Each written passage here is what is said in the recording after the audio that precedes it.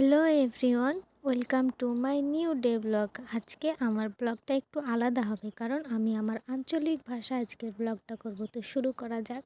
আজকে সকালে ঘুম থেকে উঠে হার ঘরের জানলাটাতে দেখতে পাই যে খুব সুন্দর রোদ উঠে গেছে।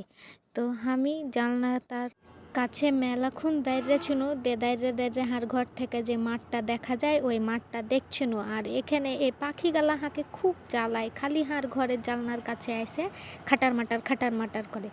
তারপরে আমি বাহিরে না যে আজকে ঘরে পড়তে বসে গেছি, কেন যে হার মা কহেছে যে আজ বাইরে যাইতে হবে না, তুই ঘরে বসে বসে পড়বি, মেলাক্ষণ পড়বি।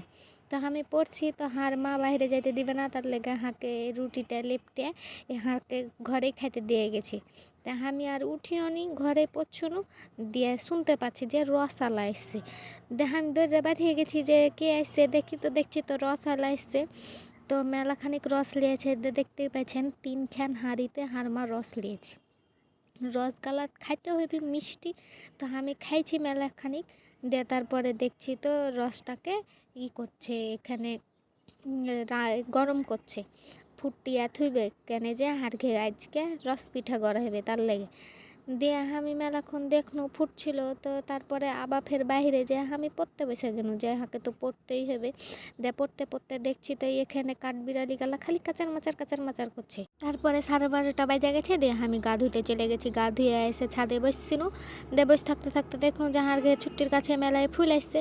দিয়া তারপরে আমি নিচে চলে গেছি ভাত আনতে। দেয়া ভাত আইনে এখানে হার ঘে আজকে বেগুন ভাজা চিংড়ি মাছ রান্না করছে। দিলে আমি গাপা গাপ খেয়ে নিলু। দিয়ে তো হার ব্লগ ছিল আজকে আঞ্চলিক ভাষায়। তো আসসালামু আলাইকুম।